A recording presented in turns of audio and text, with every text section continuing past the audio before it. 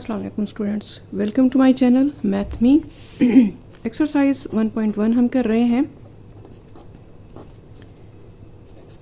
KPK board के FSc part 1।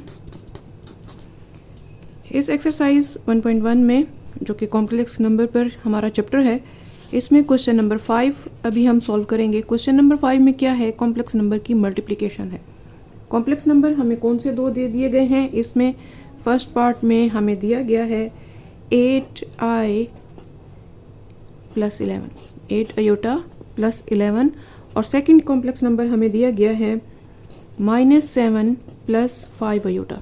इसमें ज़रा नोट करें कि यहाँ पर कॉम्प्लेक्स नंबर का ऑर्डर सिंपली चेंज है और कोई मसला नहीं है। इसमें क्या है कि रियल नंबर पहले लिखना चाहिए और इमेजिनरी नंबर बाद में लिखना चाहिए। तो हम इस तरह से ले लेते हैं सॉल्यूशन में कि लेट करेंगे z1 इक्वल टू, इनको नाम दे देते हैं दोनों कॉम्प्लेक्स नंबर्स को, ठीक है, ताकि हमें आसानी रहे क्वेश्चन सॉल्व करने के लिए या इनका नाम बताने के लिए, इनको मेंशन करने के लिए। इसलिए ये लेबल दे दिया जाता है। इसके बगैर भी मल्टीप्लिकेशन हो सकती है, ऐसा बिल्कुल नहीं है कि आप ये समझें कि इन्हें लेबल करना ज़रूरी है। इसके बगैर भी आराम से मल्टीप्लिकेशन हो सकती है, एडिशन हो सकती है, कोई भी अलजेब्राइक ऑपरेशन है। अच्छा, z1 हमने इसे दिया है और इसका ऑर्डर भी सेट कर लिया है। 11 प्लस 8i कर देंगे और एंड z2 हम कर लेंगे -7 प्लस 5 आयोटा को, ठीक है। इन दोनों को नाम दे देने के बाद अब हम मल्टीप्लाई कर रहे हैं क्योंकि उन्होंने हमें कहा है इन दोनों की मल्टीप्लिकेशन करें, z1 इंटू z2, और लिख लेंगे हम इन दोनों को ब्रैकेट में ताकि मल्टीप्लिकेशन नज़र आए, -7 प्लस 5 आयोटा। अब मल्टीप्लिकेशन के दो तरीके हैं। एक तो ये है कि आपको बुक में दे दिया गया है, ये आपकी बुक है और इसमें पेज नंबर है 5 और इसमें आपको ये दे दिया गया है मल्टीप्लिकेशन में वो क्या बता रहे हैं? Multiplication of two complex numbers z1 equal to a plus iota b। For example वो कोई भी ऐसा कॉम्प्लेक्स नंबर ले रहे हैं जिसमें a प्लस आयोटा b है और z2 है हमारे पास c प्लस आयोटा d। ये कोई से भी उन्होंने ऐसी जनरल फॉर्म ले ली है, ठीक है जी। अब इस जनरल फॉर्म की वो मल्टीप्लिकेशन किस तरह से दिखा रहे हैं, ये देखिए। मल्टीप्लिकेशन हमें दिखाई जा रही है इसमें कि a plus iota b into C plus iota D, ये जब मल्टीप्लाई हों तो एक फार्मूला सा आ जाता है हमारे पास, ए सी, बीच में माइनस ले लेना है आपने। माइनस क्यों लेना है वो अभी मैं आपको बताती हूँ।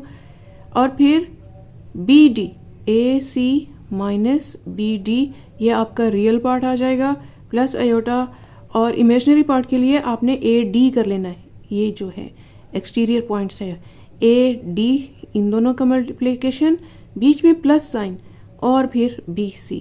तो ये अगर आप फार्मूला याद कर लें, इसको अप्लाई करें, लेकिन ये तब अप्लाई होगा जब हमारे पास लॉन्ग क्वेश्चन है और बीच में इनका यूज़ आ रहा है, तो फिर एक लंबी मल्टीप्लिकेशन लेने की ज़रूरत नहीं है, सिंपली ये फार्मूला अप्लाई कर दें, ठीक है। लेकिन अगर शॉर्ट क्वेश्चन है और पूछी ही यही मल्टीप्लिकेशन ही जा रही है तो इसे आपने अपने पूरे कंप्लीट डिटेल के साथ बताना है। डिटेल क्या है? डिस्ट्रीब्यूटिव प्रॉपर्टी के साथ इसे मल्टीप्लाई करना है। डिस्ट्रीब्यूटिव प्रॉपर्टी क्या होती है?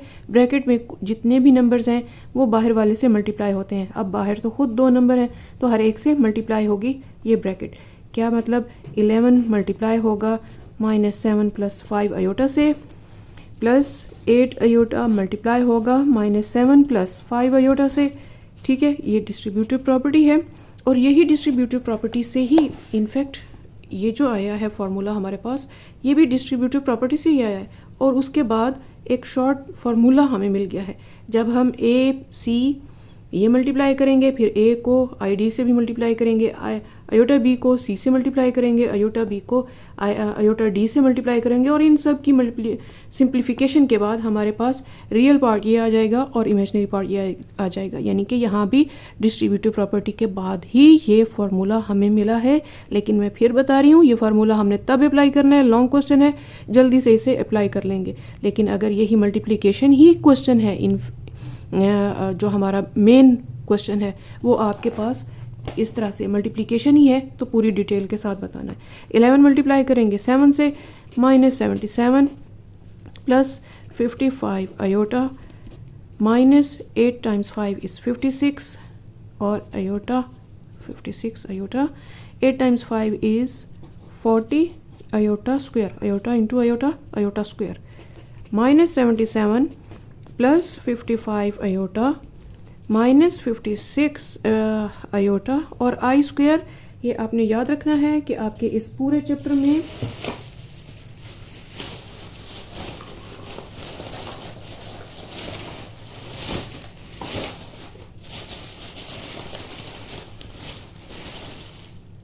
ये आपने याद रखना है कि आपके इस पूरे चैप्टर में अयोटा स्क्वायर इक्वल टू -1, इसका यूज़ बहुत आना है, तो ये आपको याद रहना चाहिए, ठीक है। अयोटा स्क्वायर की वैल्यू -1 40 से मल्टीप्लाई होगा, क्या मिलेगा हमें? -40। जी ठीक हो गया। यहाँ पर है हमारे पास -77 और -40, इन दोनों का सम कीजिए, क्या मिल रहा है? जी क्या मिल रहा है? बिल्कुल ठीक, -117, ठीक है। और अयोटा सेम है, इनमें ये आपस में सब्ट्रैक्ट हो सकते हैं, ऐड हो सकते हैं। ये रियल थे, ये आपस में ऑपरेट हो गए, ये इमेजिनरी पार्ट हैं, ये आपस में ऑपरेट होंगे।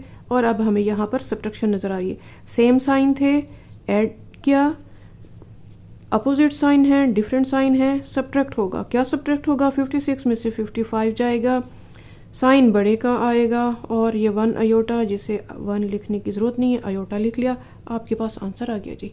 इसे आप चाहें तो माइनस कॉमन लेकर इस तरह से भी लिख सकते हैं, और अगर आप चाहें तो इसे आप इस तरह से भी लिख सकते हैं कि ब्रैकेट में लिख लें -117 कॉमा फॉर्म में भी लिख सकते हैं, इस तरह से भी लिख सकते हैं कॉम्प्लेक्स नंबर को। और अगर इसे हम ब्रैकेट फॉर्म में लिखना चाहें तो इसे हम माइनस इधर और 117 अयोटा।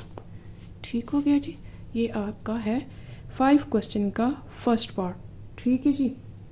अच्छा, अगर हमने यही क्वेश्चन डायरेक्ट करना है, डायरेक्ट मेथड जो हमारे बुक में दिया गया है, और बुक में क्या दिया गया है, ये जो मल्टीप्लिकेशन है ये दरअसल आपको बताई जा रही है कॉम्प्लेक्स नंबर पर basic algebraic operation. Basic algebraic operation कौन से होते हैं? 4 ऑपरेशंस होते हैं। 4 ऑपरेशंस यानी कि प्लस, माइनस, मल्टीप्लाई, डिवाइड, यानी एडिशन, सब्ट्रैक्शन, मल्टीप्लिकेशन और डिवीजन। एडिशन, सब्ट्रैक्शन, मल्टीप्लिकेशन और डिवीजन, ये किसकी है? कॉम्प्लेक्स नंबर्स की। और कॉम्प्लेक्स नंबर में मल्टीप्लिकेशन का फार्मूला, इसको अगर अप्लाई करना हो हमें अपने क्वेश्चन पर, तो हम किस तरह से अप्लाई करेंगे? अब इसी क्वेश्चन को हम फार्मूला से करते हैं। तो फार्मूला क्या है उसे मैं ग्रीन पेन से शो करती हूँ ताकि आपको फ़र्क नुमाया नज़र आए कि ये अब फार्मूला अप्लाई हो रहा है। फार्मूला क्या था? कोई जनरल फॉर्म के 2 कॉम्प्लेक्स नंबर मल्टीप्लाई हो रहे हैं, और हमने कहा था, बुक में हमने देखा, कि मैं आपको एक बार फिर बुक में इसका फार्मूला दिखा दूँ। ये जी, ये क्या है? AC minus BD plus iota AD plus BC। इसमें आपने क्या करना है कि जब आप ये मल्टीप्लाई कर रहे होंगे, अयोटास को भूल जाइए। अयोटा किससे मल्टीप्लाई हो रहा है भूल जाइए, सिर्फ यहाँ लगाइए, सिर्फ नंबर्स मल्टीप्लाई कीजिए, यहाँ माइनस लगा लीजिए, नंबर्स मल्टीप्लाई कीजिए, यहाँ पॉजिटिव साइन लगा लीजिए। नंबर्स कौन से मल्टीप्लाई करने हैं? आपने फर्स्ट टाइम रियल के टाइम आपने ये करना है कि रियल से और इमेजनरी से मल्टीप्लाई होगा, बीच में माइनस। और इमेजनरी पोर्शन के लिए आपने ये करना है कि एक्सटीरियर और इंटीरियर को मल्टीप्लाई करना है, बीच में प्लस साइन के साथ। देखिए कैसे, ये अब हम यहाँ पर सॉल्व करते हैं अपने इसी फिफ्थ क्वेश्चन के फर्स्ट पार्ट को। क्या है हमारा क्वेश्चन? 11 प्लस अयोटा 8 अयोटा और -7 प्लस 5 अयोटा। क्या करना है हमने? फार्मूला हमें कह रहा है कि AC माइनस BD कर लें, प्लस अयोटा कर लें, AD प्लस BC कर लें। यही करते हैं हम। क्या है हमारा AC है हमारा 11 और 7, ठीक है जी। 11 और 7 -7, ठीक है। तो ये -77 दे रहा है, बीच में माइनस साइन लगा लिया। BD क्या है? बी और डी, इनमें अयोटाज हैं। अयोटा मैंने कहा कि भूल जाएं, अयोटा नहीं मल्टीप्लाई करना, सिर्फ नंबर्स मल्टीप्लाई करने हैं। 8 × 5 = 40 हो गया जी। प्लस अयोटा कहाँ लगाना है, यहाँ लगाना है। और ए डी मल्टीप्लाई करना है, यानी कि एक्सटीरियर मल्टीप्लाई करना है, 55 आ जाएगा। प्लस लगाना है, इंटीरियर्स मल्टीप्लाई करने हैं, क्या है, 8 × -7 = -56, तो ये हो गया -56। अब इसे सॉल्व करें तो क्या करें, सिंप्लीफाई करें, तो क्या आ रहा है हमारे पास यहाँ पर जी, बिल्कुल -117 आ रहा है।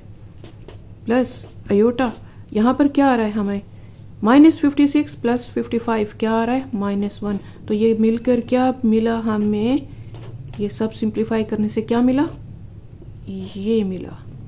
और यही हमारा क्या था, ये हमारा डिस्ट्रीब्यूटिव प्रॉपर्टी से भी सॉल्व करके यही आंसर था, जिसे हम ब्रैकेट फॉर्म में लिखना चाहें तो इस तरह से लिख सकते हैं। इसे मैं ब्रैकेट फॉर्म में लिखूं तो कैसे लिखूंगी, -117, -1, बस जी, अयोटा लिखने की ज़रूरत नहीं है। ब्रैकेट फॉर्म में अयोटा लिखने की ज़रूरत नहीं होती। मिलते हैं नेक्स्ट क्वेश्चन में।